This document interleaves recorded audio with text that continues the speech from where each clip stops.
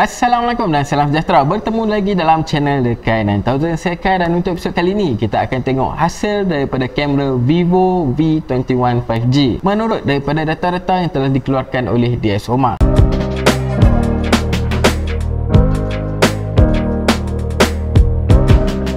Alright guys, so bagi siapa yang tak tahu apakah itu DxOMark, DxOMark ni merupakan image lab yang terdapat di Paris, di mana mereka ni memang pakar lah untuk buat test berkaitan dengan image quality, display, bateri dan juga audio. Test-test yang diorang buat ni memang agak deep dan juga tepat. So guys, tanpa membuang masa lagi, jom kita tengok laporan daripada DxOMark. Okey, untuk Vivo V21 5G camera test, iaitu good still image. Alright, untuk pengetahuan anda, Vivo ni mendapat ranking yang ke-93 di dalam global ranking. So dalam banyak-banyak kamera handphone yang dites oleh DxOMark ni, maka Vivo V21 ni mendapat ranking yang ke-93. Jom kita tengok dulu kamera spek untuk handphone ni. Untuk primary camera, dia ada 64 megapixel sensor dengan lens 25.80mm dan juga aperture f1.79. Untuk lens ni dia ada optical image stabilization, dan untuk ultra wide dia ada 8 megapixel sensor, 15.55mm focal length dan juga aperture f2.2.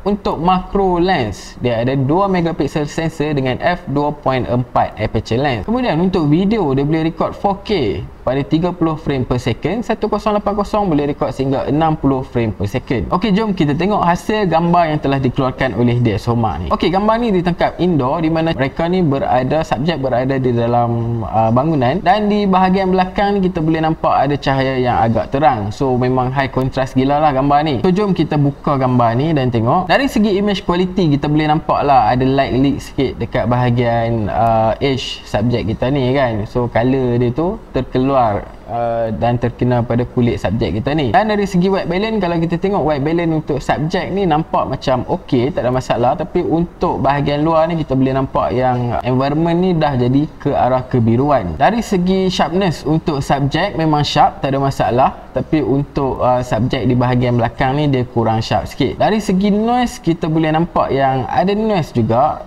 dekat dalam kawasan yang gelap yang macam ni. So kita boleh nampak noise dekat bahagian-bahagian yang gelap. Tapi overall image quality, kalau kita tengok, dia acceptable lah untuk kamera Vivo V21 ni. Di mana dalam keadaan low light yang macam ni, banyak kamera smartphone yang tak boleh perform pun kan. Tapi untuk Vivo V21 ni, actually dynamic range dia agak tinggi juga, sebab dia boleh dapatkan subjek yang well exposed dan juga background yang well exposed. Kebanyakan smartphone yang biasa-biasa, bahagian belakang ni confirm akan jadi putih habis lah. Alright, next kita ke bahagian bokeh mode. So ini di shoot menggunakan bokeh mode. Ini kawasan yang memang ada cahaya yang terang. So rasanya untuk Vivo V21 tak ada masalah untuk kawasan yang terang lah. Dan gambar ni kalau kita buka tengok, bokeh dia memang cantik. So dekat bahagian belakang ni, bokeh dia memang best gila. Dan kalau kita zoom dekat bahagian subjek pun, dia ada masalah sikit. Yelah, bokeh untuk smartphone ni dia adalah generated dan bukannya asli daripada lens. So kalau kita tengok dekat sini, bahagian rambut ni dia ada part yang terlalu blur dan ada part yang sharp. Dia tak dapat nak kenal pasti yang manakah subjek yang patut di blur dan manakah kawasan yang tak patut di blur. So selain daripada bahagian rambut, kalau kita tengok bahagian bawah ni acceptable, tak ada part yang nampak pelik. Memang dekat sini sahaja yang nampak pelik pun, dekat bahagian lain nampak okey je, tak ada masalah. Dan bokeh dekat bahagian depan pun kalau kita tengok memang nice, cantik je, tak ada masalah langsung. Okey, kalau kita tengok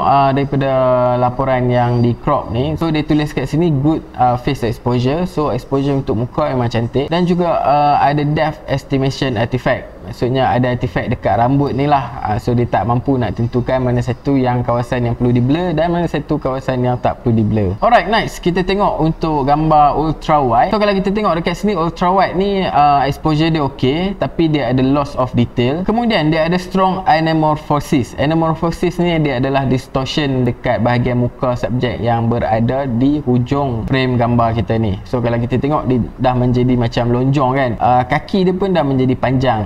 So ini adalah masalah distortion untuk kamera ni. Alright, jom kita tengok untuk long range zoom lah. Untuk gambar yang kiri ni adalah gambar yang telah di shoot menggunakan lens tele. Kemudian yang sebelah kanan adalah gambar yang telah di crop daripada muka yang di sebelah kiri ni. So kalau kita tengok, dia ada lack of detail dan juga ada some noise lah. Detail dia dah tak berapa nak nice, dan juga dia ada some noise dekat kawasan-kawasan di dalam gambar ni lah. So jom kita tengok gambar besar sikit. Ok, kalau kita zoom dekat muka, memang yes, muka dia tak berapa sharp sangat. Dan kalau kita tengok dekat bahagian belakang pun actually mungkin disebabkan lens ni megapixel dia tak terlampau besar, jadi untuk kita tengok jauh memang cantik, tapi apabila kita zoom rapat memang detail dia memang agak kurang sikit lah guys. Ok, kalau kita tengok dekat sini exposure dia nampak cantik.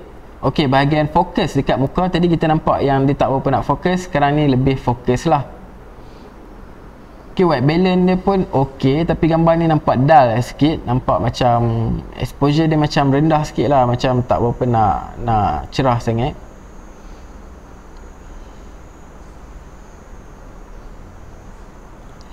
Dan kalau kita tengok dekat sini pun dia tulis ni limited dynamic range, kemudian autofocus tracking ada failure dan juga ada jump.